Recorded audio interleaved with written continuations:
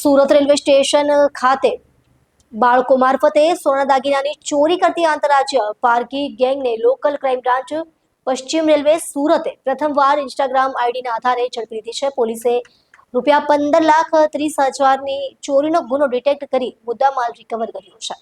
DGP CID crime અને રેલવેઝના માર્ગદર્શન હેઠળ મુસાફરોની સલામતી અને ચોરીના ગુનાઓ અટકાવવા સતત કાર્યવાહી ચાલી રહી છે. ગત તારીખ 16/11/2025ના રોજ રાજસ્થાનના સમદડીથી ટ્રેન દ્વારા સુરત આવેલા વૃદ્ધ દંપતી નેમીચંદ જૈન અને પત્નીના લેડીઝ પર્સમાંથી લિફ્ટમાં ચડતી વેળાએ સોનાના દાગીનાની ચોરી થઈ હતી. અંદાજે 15,60,700ના દાગીનાની ચોરી અંગે સુરત રેલવે પોલીસ સ્ટેશનમાં ગુનો નોંધાયો હતો. આ કેસની તપાસ દરમિયાન એલસીબી ટીમે સોશિયલ સર્વેલન્સના આધારે ટેકનિકલ તપાસથી ગેંગને ઓળખી ઝડપી પાડીને મુદ્દામાલ કબજે કર્યો છે. પોલીસે મુસાફરોને કિંમતી સામાન બાબતે સતર્ક રહેવા અપીલ કરી છે. સુરત રેલવે પોલીસ સ્ટેશન ખાતે ગઈ 16મી તારીખે ચોરીનો બનાવ નોંધવામાં આવેલો હતો. આની વિગત એવી છે કે રાજસ્થાનથી શ્રી નેમીચંદજી જૈન સુરત આવ્યા હતા. ત્યારે જ્યારે પ્લેટફોર્મ નંબર 2 ઉપર એ ઉતર્યા હતા એના પછી એમના એક જે પર્સ છે જેમાં સોનાના દાગીનાઓ હતા એ બધું ચોરાઈ ગયા હતા એવી ફરિયાદ નોંધાઈ હતી.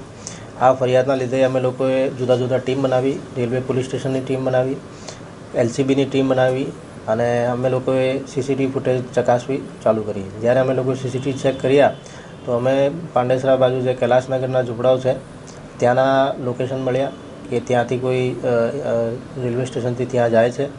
જ્યાં પણ ઝૂંપડા બધા ખાલી હતા તો અમે લોકોએ ત્યાં જે ગાર્બેજ છે એમાં ચેક કર્યું તો અમને કંઈ ક્લુ મળ્યું કે મહારાષ્ટ્રના બુલઢાણા ખાતે એ લોકોએ હંગામી અથવા કાયમી રીતે રહેતા હોય છે. તો અમે લોકોએ ફરીથી ટીમ બનાવીને મહારાષ્ટ્રના બુલઢાણા ખાતે મોકલી. ત્યાં અમે લોકોએ 8 થી 10 જેટલા પોલીસ સ્ટેશનોમાં એમના ફોટા બતાવ્યા અને ચેકિંગ કરાવી. પછી અમે લોકોએ જે એલસીબી ઓફિસ છે ત્યાં એમના ફોટા આપ્યા.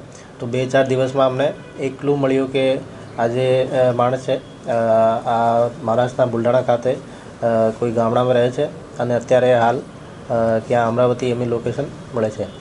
પછી અમે લોકોએ અમારી રીતે એમના ફોટોઝને ચેક કરી એમને ઇન્ટરનેટ ઉપરથી એમના ફોટો દ્વારા ઇન્સ્ટાગ્રામ આઈડી અમે લોકોએ મેળવી લીધી. આ ઇન્સ્ટાગ્રામ આઈડીથી અમે લોકોએ જ્યારે મેટાને કોન્ટેક્ટ કર્યો તો એમના આઈપી ડિટેલ્સ અમને મળ્યા. આઈપી ડિટેલનો આઈપીડીઆર એનાલિસિસ કરીને એમના જે મોબાઈલ નંબર છે એ અમને મળી ગયા. એ મોબાઈલ નંબરનો અમે વધુ લોકેશન અને સીડીઆર કઢાવીને અમરાવતીથી જ્યારે લોકો હતા ત્યારથી એમને ટ્રેક કરતા હતા અને જ્યારે ફરીથી એ લોકો સુરતમાં ચોરી કરવા આવ્યા ત્યારે અમને એ લોકોને ઝડપી પાડ્યો. એમની એમો એવી હતી કે એ પોતાની નાની નાની બાળકીઓનો યુઝ કરીને કોઈ વડીલ અથવા એવા દેખાય એના પર્સ ચોરાવી લેતા હતા અને આમાં અમે લોકોએ જે 15.5 લાખનું જેટલું મુદ્દામાલ ગયો હતો 100% આમાં રિકવરી થઈ છે અને જે આરોપીઓ છે અત્યારે જેલમાં છે.